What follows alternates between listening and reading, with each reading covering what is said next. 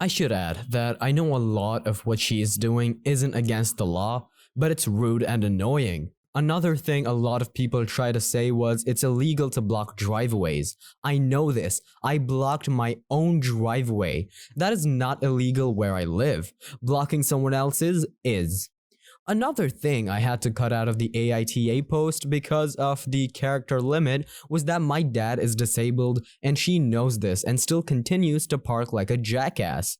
We've talked to her about how hard she makes my dad's life, and so has her landlord, M, but she continues to do it. I, 22F, live at home. We have a neighbor, M, who is renting out the rooms in his house to K. Has been living in the living room now for about a year. She has 3 cars for no reason, 2 are Camrys and the other is a Sentra. Before she moved in, my sister and I would always park in the front of our house. My dad made it a point that we were to only park in front of our house because 1, he thinks it's rude to park in front of the neighbors' houses because it's front their property, and 2, we have security cameras that are only pointed at our property. So if something were to happen to our cars, it would be on camera.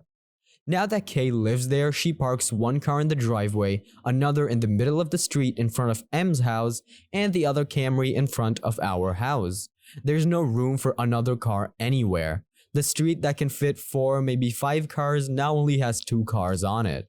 My sister and or I don't have anywhere to park, so we have to go to the neighborhood to park. A while ago, my dad put the trash cans in the front of our house as per usual, and when I was coming home from work, I got stuck behind the trash picker-upper guy and he passed our house.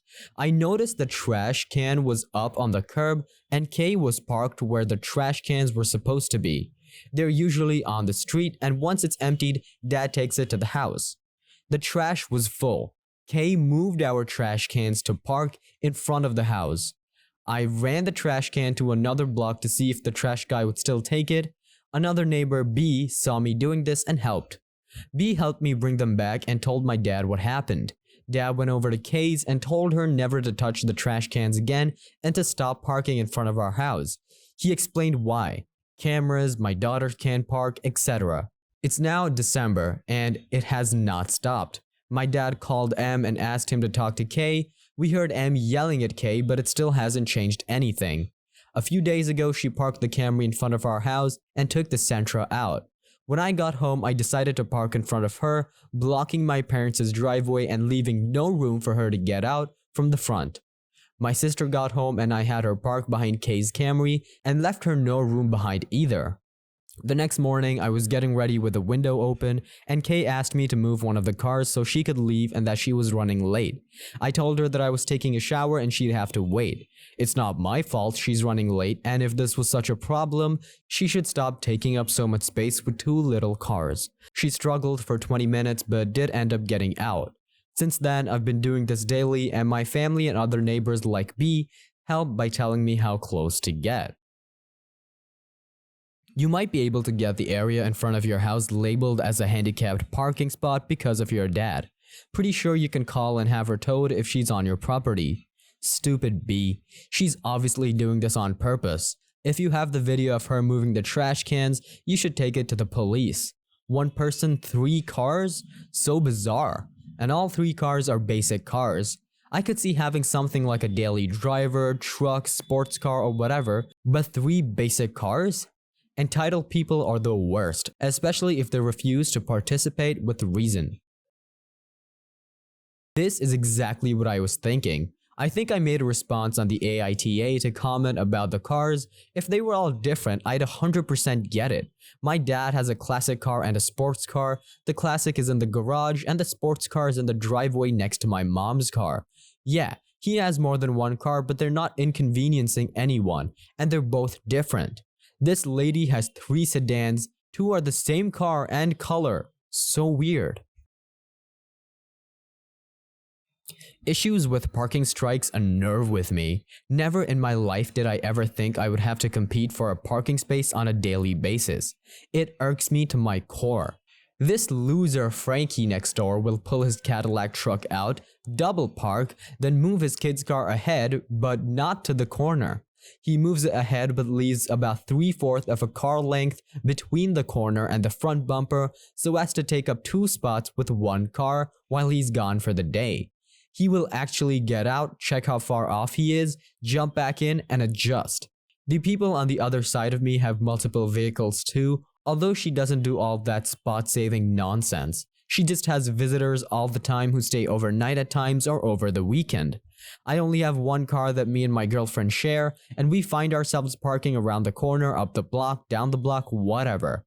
I swear that if I hit the Powerball or Mega Millions jackpot, I would line my whole block with the shitty beater cars and pay some friends to swap them around until all spots are taken. Have a large garage somewhere nearby with backups. A few years ago, I started working for a buffet-style restaurant that's pretty well known, at least in the Midwest area. The job itself was horrible, as most food industry jobs are, but I was grateful for the work and for my friend who had gotten me the job there as a hostess. So I tried to put in actual effort. A few months into the job, I found out that basically all of the managers were doing shady things like doing drugs during their shifts and nodding off at their desks, sleeping with teenage waitresses, and giving them more hours than the rest of the staff, cutting people's hours down to 5 a week if they were complained about anything. All of the horrible things you hear of happening in management. I went in, put on a smile, and did my job as best I could. The restaurant itself was going through some hard times, so one day the big guy in charge, I think a district manager, came in for a staff meeting to basically rip all of us a new one, and put all of the blame on the bad reviews and low sales on the waitstaff and me, the hostess. I was told I needed to present myself more confidently by wearing makeup and taking more care of my appearance, which set me off because first and foremost, I'm a feminist, and that was sexist as hell. But also, I was confident in myself and my appearance, but it's hard to keep a smile when I'm constantly dealing with people who are angry over outrageous meal prices that were advertised as being much lower, or people angry over their disgusting food. I also pointed out to him that I have worked in restaurants my entire life and I had applied to be a cook, not a hostess, and felt I was way more qualified to be back in the kitchen. But I was placed as a hostess because they needed to fill the spot quickly after the last one quit. So he told me that on my next shift I could clock into the bakery section and work there instead. I was pretty excited for this because I love to cook or bake, and I would have the entire kitchen to myself in that section, and I would be getting a small pay raise. Seemed like a pretty sweet deal all round, right? So a few days pass, my next shift approaches, and I go in early just to get a better feel for the kitchen and the recipes I need to make. It's all super basic stuff. Banana pudding, bread pudding, carrot cakes, nothing too hard or fancy. I find out that I'm going to be trained that night by one of the assistant managers who I had previously gotten into a little argument with because he shamed me in front of a line of customers for not wearing an Oxford cotton shirt to work, which I didn't even know was a rule and no one had ever told me otherwise, as I'd been there for months at that point. I pulled him aside after my shift that night to tell him I didn't appreciate him doing that in front of customers, and besides, the type of shirt they expected me to buy was expensive, and they wanted me to have at least 3 of them, which would have been at least half of my paycheck, to be honest. I was only there part-time. And since they weren't willing to pay me the wage I had requested when I took the job, I wasn't able to afford to buy special shirts like that for work. It was bad enough they also forced everyone to order crappy non-slip work shoes through a company of their choosing, and it came out of our first paycheck. Between the shoes and the shirts, we were basically expected to fork over around $400 on gear just to work there for minimum wage. Ridiculous. So needless to say, he and I already didn't like each other very much, and I knew training him was going to be a real bad time, but I thought it was worth it for the position change. Anyways, I clock in and am told immediately that it's a very special night because they're having a huge promotion where kids eat for free, and it was expected to be extremely busy. I panic a little because the kids always go nuts for the bakery area, but I figure it'll be fine since I'm not alone on my first night. The night went pretty smoothly at first, but then it happened. We ran out of strawberries for the chocolate fountain and I needed to run to the cooler to refill the pan. Only when I got the box of strawberries out of the fridge, I noticed every single one of them, All 3 boxes were covered in spots of white, fuzzy mold. So I started taking all 3 boxes out to the dumpster, and that's when the assistant manager stopped me, completely pissed off, and screamed, "What are you doing?" Stunned, I explained they're all moldy, so I'm throwing them out real quick. He gets even more pissed, takes the boxes from my hands, and just tells me to follow him. We go back into the kitchen. On the way back, part away from the dining area so no one can see us, and he starts showing me how they just use the spray nozzle on the sink to power wash the mold off the strawberries. My heart literally sank to my stomach. I asked if this was something they do a lot, and he said yes, they're still good to eat and not to worry about it. I told him I wasn't comfortable knowingly serving moldy strawberries to children, and I wasn't going to do it. So he snapped at me and told me just to go back to the hostess station and start seating people. I'm pretty pissed, but it's already pretty chaotic in the dining area, so I did as I was told. The whole time planning the phone call I was going to make to the health department later and what I was going to write in my 2 weeks notice. Not even 10 minutes later, a customer came up to me with a bowl full of strawberries, complaining she had found mold on them, and her child almost ate it. Obviously, I felt horrible, of course, and started trying to apologize to her while waving the assistant manager over to talk to her because she asked to speak with one.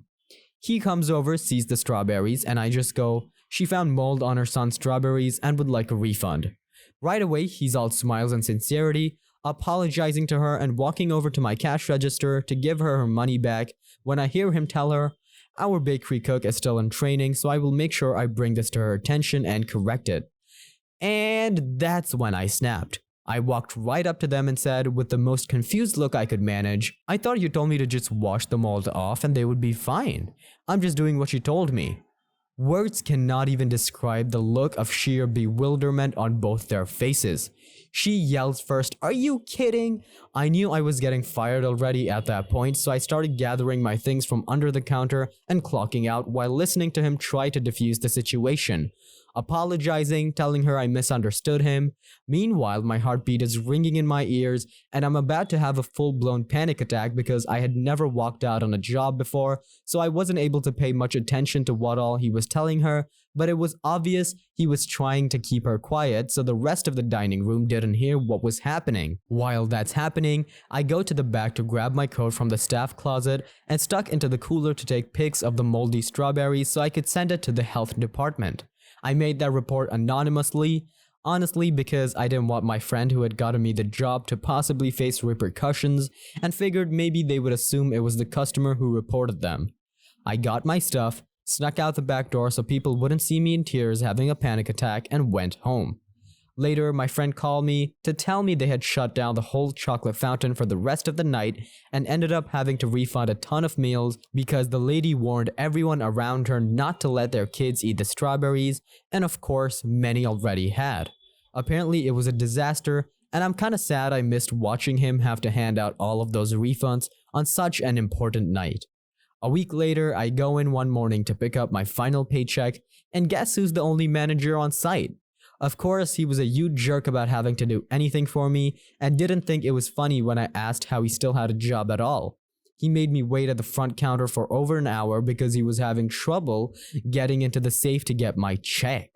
Which worked out perfectly for me because I walked the big guy in charge and I'm like, okay, I'm telling him what happened.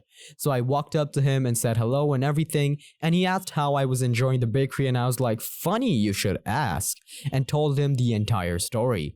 The new hostess, who was a previous waitress who had also worked that night, was also at the front counter backing up everything I said, and he just couldn't believe it. I almost showed him the photos of the strawberries, but honestly, I didn't want a lawsuit or anything, so I was glad my former coworker was there to back me up. I apologized to him for walking out and he offered me the position back, but honestly, that was just way too much drama for me and not enough pay. And I had already found something better anyways, so I declined and said I just wanted my last paycheck that I had been waiting on for over an hour at that point. He went and got my paycheck for me, apologized again, and assured me that he was going to talk with the assistant manager. I didn't think anything would come of it, but apparently he actually did get fired after the talk because some from the HR department reached out to me to discuss everything. She told me that he tried to pin the entire thing on me, but another cook came forward and admitted that he was forced to serve moldy food as well. So they were bringing in an entire change in management. I think she basically just wanted to make sure there wasn't any bad blood or that I wasn't going to try to sue them or something. I told her I just wanted to be done with it, and that was that. They closed down a month or two later, but I can't imagine why. This was painful to read on so many levels. I too have a background in the industry. I was a line cook in fine dining restaurants. Don't get me wrong, we put a lot of effort into utilizing every scrap of ingredients that we could, but we immediately trashed anything that wasn't up to our exacting quality standards. You do not mess around with the health and safety of your customers. That's the fastest way to go out of business. Years ago, I worked at a corporate-owned hospital. I'm a registered nurse. The corporation was on this new trend of outsourcing. The dietary department was outsourced to a contracted company. The housekeeping laundry department was outsourced to a contracted company. One day, the patients got their supper tray and the call lights started going on up and down the hallway. Every patient that got the salad found at least 2 live caterpillars on their tray. Of course, the contracted manager of the dietary department doesn't work past 5 p.m., so I gathered every tray from the patients after getting them something else that was safe to eat and took it to his office and piled the trays on his desk with the note, "Live caterpillars found in the salad." Of course, nothing was ever done about the situation. The contracted housekeeping laundry manager had come to the hospital from the hotel industry. He factored 1 linen change per day for each bed on each unit. It doesn't take a rocket scientist to figure out that sick people mess up more sheets, and a hospital is where sick people come to be treated. Every unit ran out of linens within hours of the first shift. Leaving that hospital was the best thing I ever did. It wasn't long before the hospital was sold to a competitor and was repurposed as a non-acute setting. I worked in food service when I was young, and 100% of the food issues derive from crap management as described. I think about it anytime I eat out, and mostly avoid the fast food places where I know they treat employees like crap, forcing them to serve crap. My very first job was at a Stuckey's. A husband-wife management team was provided a small, nice apartment attached to the rear of the building, so always on site. The grill food area was managed by the wife, a tiny lovely drill sergeant of food safety, where everything was kept spotless, food temps taken in freezers, fridges at regular hours and recorded behind and under the grills, deep fryers, counters were cleaned daily. All prep food had throwaway dates and times and were followed.